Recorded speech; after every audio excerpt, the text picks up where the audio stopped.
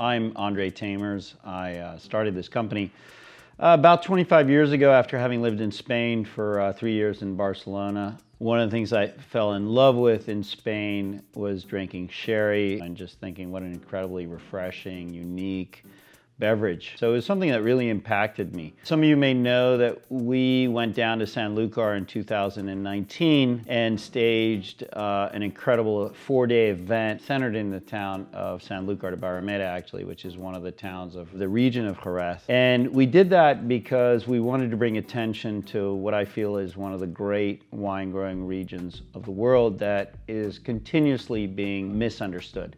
This is not a seminar that's going to answer all the questions you know about sherry. What it is it's going to situate sherry in its historical sort of cultural context, and then we're going to talk about sherry and how it's been influenced through the ages, the different types of vinifications and winemaking, and then we're going to get, which is the most exciting part, is what is the way forward for sherry. So with that being said, let me jump right into it. So Jerez, and when I talk about Jerez, I'm talking about the region. It was established by the Phoenicians 2,000-3,000 years ago, and they were sailors, and they established themselves in the town of Jerez. Following the Phoenician settlement of Jerez, you have a lot of multicultural influences that come into this. You've got the Romans that follow the Phoenicians. The Romans, of course, bring their interest in viticulture and realize that this is a great place to plant grapes, and so they settle the area. Following the Romans, we have the Visigoths, who were a little less sophisticated, and following the Visigoths, you've got the Moors. And this is about the year 800. The Moors were part of a faction that were kicked out of the Middle East, traveled through the Mediterranean, and settled these lands that they call Al-Andalus. They're incredibly important because this is a very sophisticated group of people who dig up the old writings, start basically translating the Greek texts, and start learning and relearning and perfecting a lot of things that the Greeks knew. They were very interested in vinification and, more importantly, in distillation. And the Moors were very interested in distillation, even though alcohol and things like that, it wasn't part of their cultural construct. They were very interested in distillation because distillation creates a base to preserve aromas, perfumes, things like that. Following the Moors, you have the Catholics, and they're of course very interested in wine because they use it for sacramental purposes. They really are part of the explosion of winemaking in Andalucía and specifically Jerez.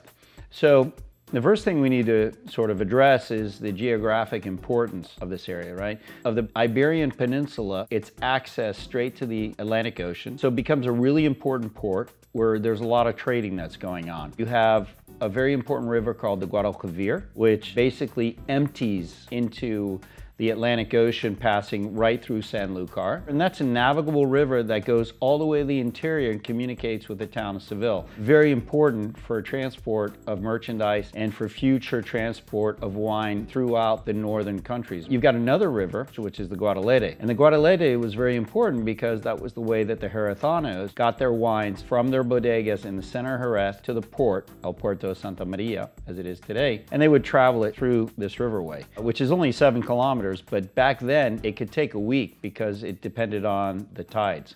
The other thing is the uniqueness of this viticultural area. Why is it unique? Well, there's an ideal sort of temperate climate. If you're in the town of Seville and you drive down to Jerez, you've got a 10-degree temperature variance. It gets a lot cooler down there. Why? Because you've got the Atlantic Ocean. And then you've got something else. You've got these soils that are very special, and they're called alberita soils. They're more of a chalk kind of base, and they have the ability to really retain water. This is really important in an area where you might not have rainfall for months on end. And then thirdly, of course, access to the ports for transportation. So this area becomes a vital trading post through history. One of the most important sort of sailing ships that left the town of Sanlúcar was actually Magellan's ship 300 years ago to last year and circumnavigated the earth. But also the Moors developed these boats that were able to confront adverse conditions for crossing the Atlantic Ocean. So they started trading spices and things like that. And in fact, in the town of Sanlúcar, a lot of merchants who established basically headquarters there. So you had a lot of this trade happening. And then as the Americas get explored by Columbus, we're going out to the New World. They're bringing back wood. So it becomes a major trading area. And then the Kingdom of Castile and the kingdoms of England start becoming really important trading partners. So that's where we are with